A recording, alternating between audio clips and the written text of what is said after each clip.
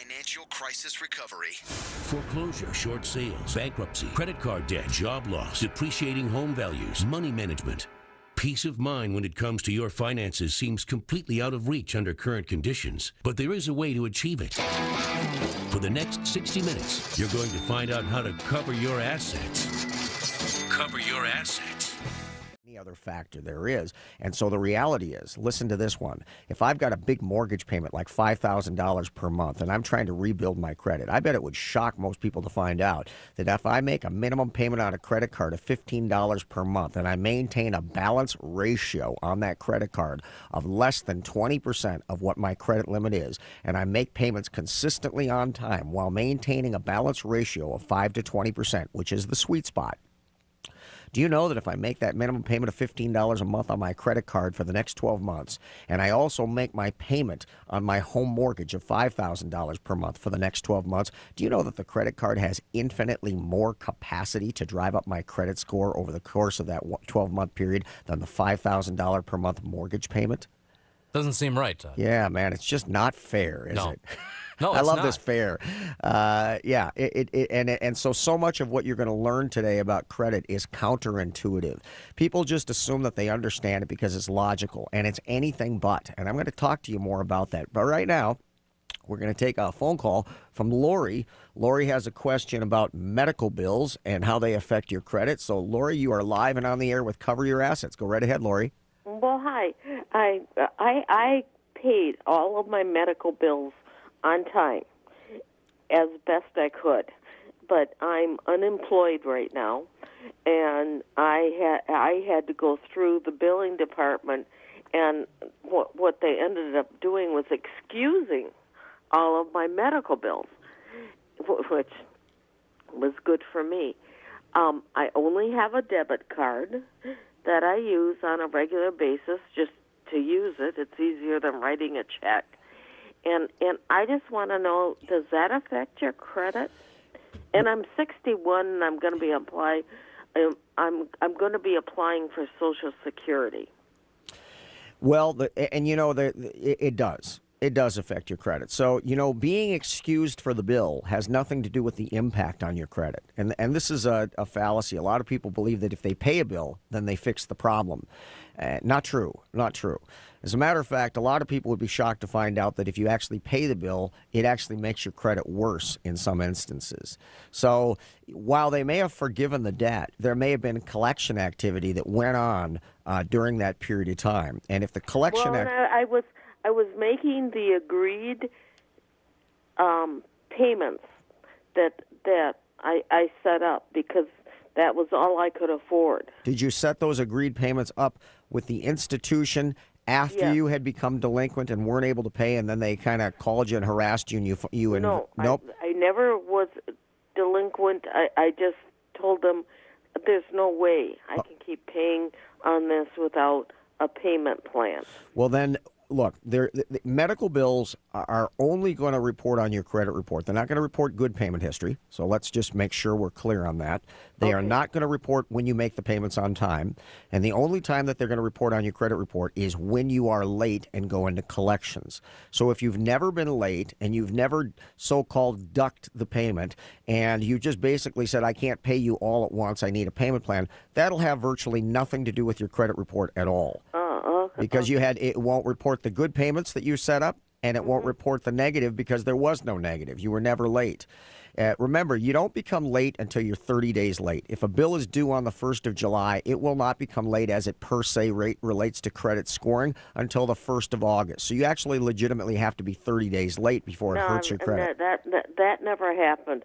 I've got an ambulance bill.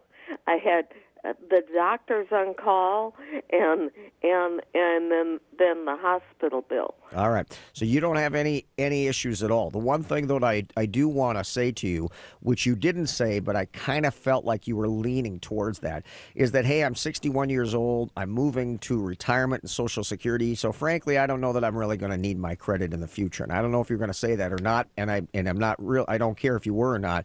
Well, and I've already sold my car. So I've got no assets. Right. But it's, at some point, you may need credit. and it may affect your car insurance, your homeowner's insurance, all these things, and it does. And although you probably have great credit, so you need to know that I'm not talking to you specifically right now, but I am telling you that many people say, I'm going to retire, so I don't really give a crap about my credit one way or the other. They're wrong about that. They should be worried about it because they don't fully appreciate how many things it affects. Here's the other thing to know about this. Lori, when you go to get credit, if you thought you'd never need it, and now at the age of 69 you do need it because you want to buy something, believe me, you'll not want to be told at that point that you should have been worried about your credit. So you always want to try to maintain a credit regardless of your age and your path in life. Credit has just become such an all-encompassing thing that affects so many aspects of our financial lives that it actually is important. But listen, here's the good news, Lori. I think your credit is probably fabulous. I think that the medical bills that you called in about are probably not going to affect your credit at all. And it sounds like you've been a solid, stable gal who's probably not missed very many, if no payments in your entire life. So you probably have a very solid credit score, so I wouldn't be too concerned. Well, I had a hemorrhage in my brain, and I won't get a job. Well, good enough. Lori, I've got to let you go. Thanks for calling in to cover your assets, Lori. Thanks. You bet. Bob in White Bear, credit issues. Let's hear about it, Bob. You're live on Cover Your Assets. Hi there, Jason. I just recently got married, and I got fabulous credit, score 800. Always maintain it really well. My spouse has got no credit. In fact, she froze her credit several years ago while in college, and I've recently unlocked that credit, but we haven't really done anything with her just yet. And I'm just thinking of what I need to do for the future, because at some point I'm going to want to buy a different house and do something, but it's probably 4 or 5 years down the road, and I don't want her no credit issues to hinder our ability going forward. Do you have any recommendations?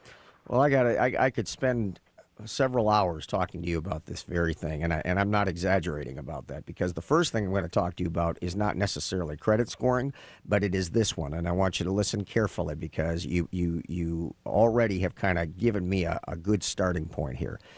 Married spouses should never, you got anything to write with, you write this down in bold print, never commingle their credit or finances, ever. In other words, what I'm saying to you is that I don't think when you two go to buy a house that you should both be on the financing. I think if you could avoid it, you should avoid it like the plague.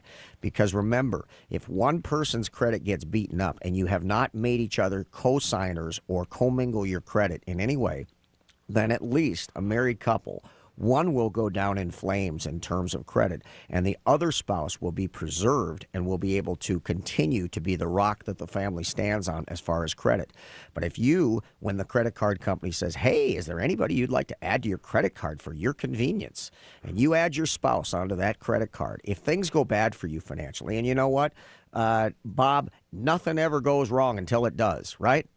Right. And when it does, things go bad for you. Do you know that you could say, hey, listen, honey, on your way home from work, I want you to pick something up at Home Depot. So I'm going to just real quick make you a signer on my credit card. You make her a signer on your credit card. She swings by and picks up a couple 2x4s. And a month later, everything goes sideways for you financially. You lose your job. Your credit goes down in flames, and now you have no choice but to file bankruptcy because you can't make your payments. Do you know that if you file bankruptcy and you only put your wife on that thing a week or a month or 2 months ago, now she becomes 100% responsible for all of that debt? So you do not ever want to commingle your credit and finances. But I want to say this. Being married doesn't commingle your credit and finances. Just by virtue of the fact that my spouse is married, my bad credit or her bad credit doesn't bleed onto the other spouse. It does not work that way. The way it works is that if you actually both become what are known as guarantors on the debt, meaning you both are guaranteeing the repayment of the debt. Make no mistake, when you do that with a credit card company, as I've described, when you become a co-signer in a car loan, when you are joint guarantors on a mortgage, you are both 100% responsible for that debt. I don't mean 50-50. I mean joint and several. Joint and several meaning that either one of you can be held responsible for 100% of the debt.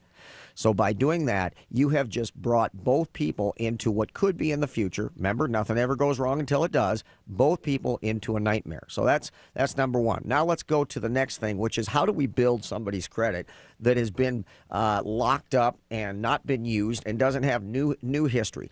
And in your case, what you're describing to me is, hey, my wife doesn't have necessarily bad credit. She basically has no credit at all, and we need to build up her score. And that leads to the same thing that I was describing earlier, because remember, if both of you have fabulous credit, if one person does get beaten up credit-wise, you got the other person who has fabulous credit. And if you happen to own a small business or you incorporate a small business, you can take the income of one person, direct it to the other person who has the credit but maybe doesn't have the income. And within a very short period of time, you've now got a person who has income and credit, and you're right back in business. But if you commingle your credit and finances, you're both going down in flames. So if you want to rebuild it, here's the things that you need to know. The more opportunities you have to demonstrate that you make your payments on time, the more quickly you drive up a credit score, and the more positive weight you throw at a credit report to offset negative payment history. So here's the point that I'm making in saying this. If I've got one trade line and my wife, in your case, your wife, wants to build her credit over the next 2 to 3 years. And mind you, you're not going to build a tremendous 800 credit score inside of 6 months. It doesn't happen. You need to have what's known as seasoned trade history, and the longer you have a trade line, the more valuable it is to you. That's why you never want to cut up a credit card that you've had since high school for 20, 30, 15 years, whatever it is, and do a balance transfer to another card that has a lower interest rate and then cut up the old ones. Worst thing you can do. Hey, man, do the balance transfer. That's fabulous. But do not cut up the credit card. Bad plan. So you need seasoned history to build a good score. But could you take your wife from what may be a mid-500 credit score up to a mid-600 and maybe even a low 700 within the course of the next year to 2 years? There's no question that can be done. But if I've got a goal of doing that, and I take on one credit card, and maybe because she has no credit, she has to buy one of these, crummy, crappy secured credit cards where you got to pay to borrow your own money, and good Lord, it's 23% interest, and they charge you $100 a year in fees. I'm going to tell you something. I would do that. And a lot of people say that's insane. Why would you ever do that? Because credit is more important than the little bit of money you have to pay in interest. And basically, at this point, when you want to rebuild your credit, you have to pay to do it. And that's what the industry is. Make no mistake. The whole goal is to get a person in a compromised credit position so they can justifiably charge you more interest, even though they know statistically you're a good payer. That's my cynicism about the whole credit industry. So if you're going to do that, let's assume you've got one credit line, and that credit line is being paid religiously every month for the next 36 months. Well, Bob, what that means is in 36 months, you've had an opportunity to demonstrate 36 payments over 36 months, right? Right. So 36 positive payments is undoubtedly going to be good information to build a credit profile, and that good payment history will also offset any negative history that might have been there. Well, here's my question to you. If I have 6 trade lines, I maintain low balance ratios, as I've said earlier, between 5 and 20%. And by doing that, I then make payments on 6 trade lines every single month, consistently on time. I don't want to pay them off